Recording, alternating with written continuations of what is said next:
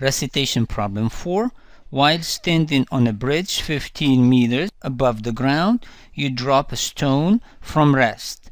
When the stone has fallen 3.2 meters, you throw a second stone straight down.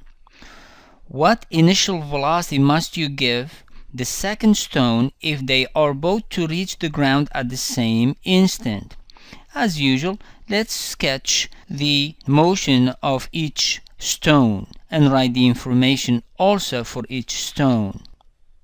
Okay, here is the stone released from rest from a point which I chose to be the origin of my system coordinate, y0 equals 0. My positive y, I made it to go straight up. Now once the ball starts falling, when it passes by that 3.2 mark that I mentioned, obviously that's going to be a negative quantity. That's going to be negative 3.2 meters right here. Then it's going to keep falling down until it hits the ground. When it hits the ground, the value right here is negative 15.0 meters.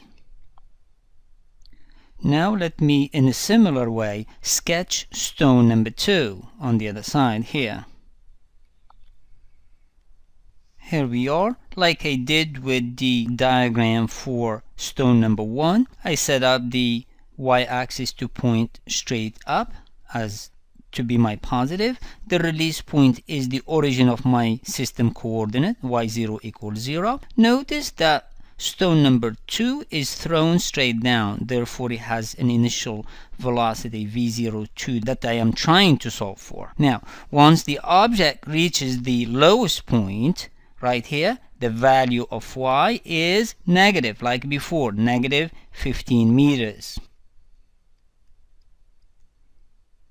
The time it takes stone number 2 to travel from the origin all the way to the ground is the same as the time it takes the stone number 1 to travel from the negative 3.2 till the ground. Just this portion here. This one is equivalent in time to the time it's going to take stone number 2 to do this whole thing here.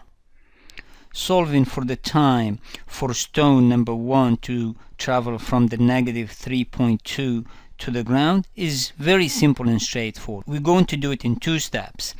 We're going to find out first the time it's going to take the stone to go from the origin to the negative 3.2 mark. Since we know the position, we're going to do this. Y equals y0 plus v0, I'm going to use 1, alright, t plus 1/2 negative g t squared. Substitute for the known quantities. Y is known, negative 3.2. The y0 is 0. v0 here is 0 because it was released from rest. Negative g times 1/2, that's negative 4.9 t squared. Solving for the t, you're going to obtain t equals 0.81 seconds. Now, let's solve for the time it takes the rock to reach the ground from the origin. In order to differentiate the 2 times, I may as well call that one t1, alright? Therefore, all of these need to be t1s. Basically repeating the same steps, y is going to equal y0 plus v0 1. Alright, I'm going to call this one t2, right? Plus 1/2 negative g t2 squared. Substituting the known quantities, y when it hits the ground is negative 15 equals y0, the release is 0, initial velocity is 0, therefore this term v0t is going to be 0. This one is going to be negative 4.9 t squared. In a similar way, let's solve for the t2 to reach the ground. The answer is t2 is going to equal 1.75 seconds.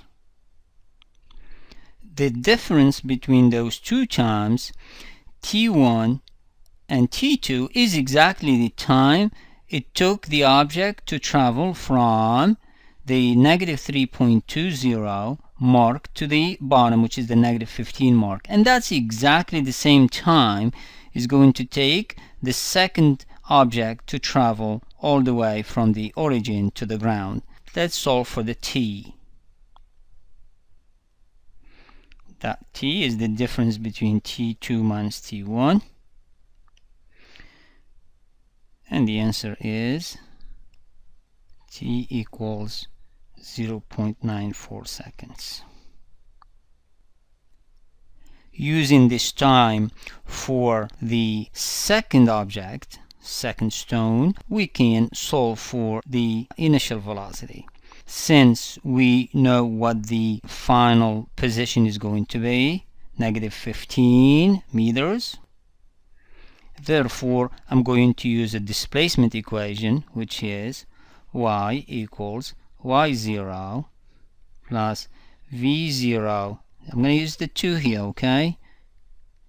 Plus 1/2 negative g times the t squared. We know the value of negative 15 equals, release it from the origins, that's 0. This is the unknown, v02.